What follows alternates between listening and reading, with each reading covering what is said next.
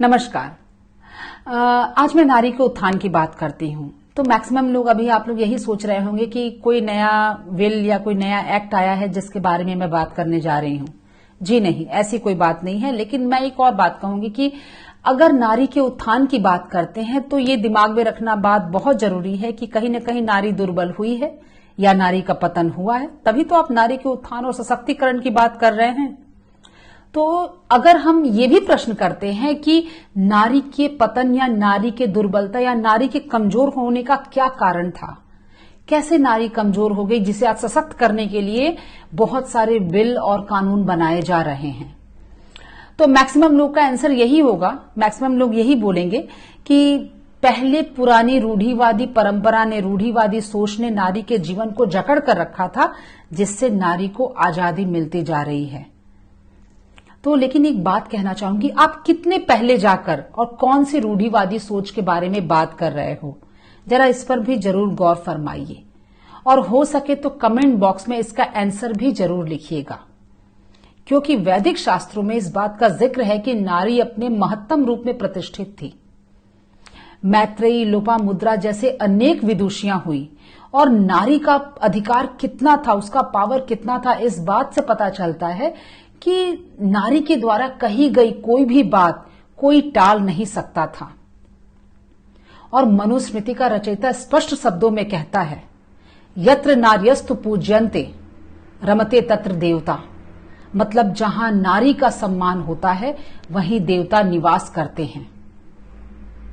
और ये जो हमने फिल्मों में सुना है ना कि वचन ही शासन है, तो ये फिल्मों की बात नहीं है, वाकई ये सच बात है।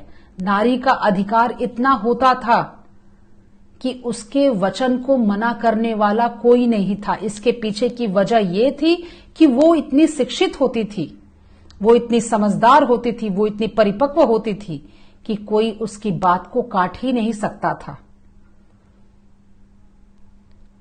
पतंजलि कात्यायन में इस बात का जिक्र है कि उस वक्त नारी संपूर्ण रूप से शिक्षित थी, उसके पास अधिकार था शिक्षा का। आप ऋग्वेद उठाकर देख लीजिए, उसमें नारी को अधिकार है कि वो अपना वर स्वयं चुने, जिसे हम स्वयंवर के नाम से जानते हैं।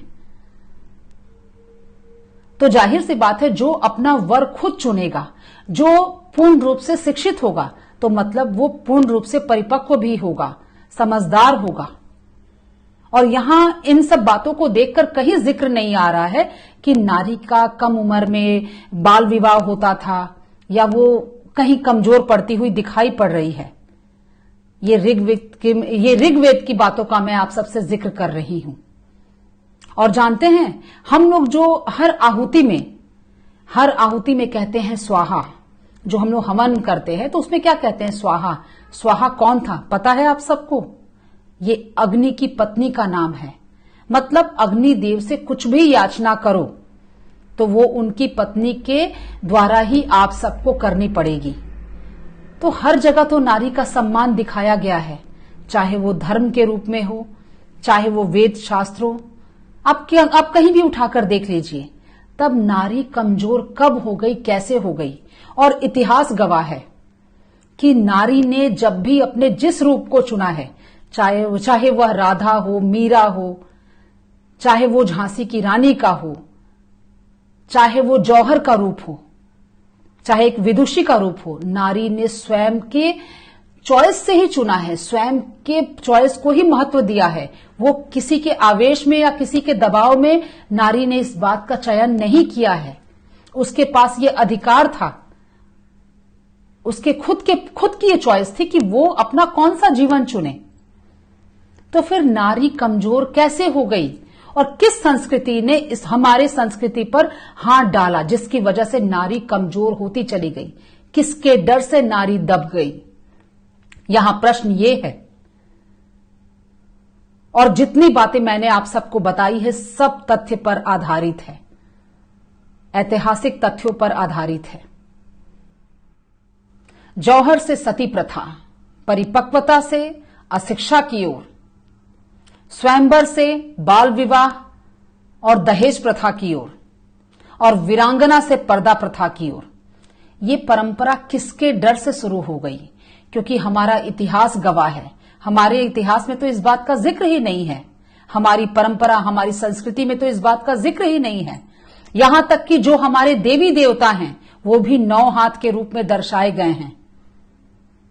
अगर देवी के रूप में भी कहें तो देवता के रूप में भी कहें तो वहां भी पहले औरत का ही अधिकार दिखाया जा रहा है।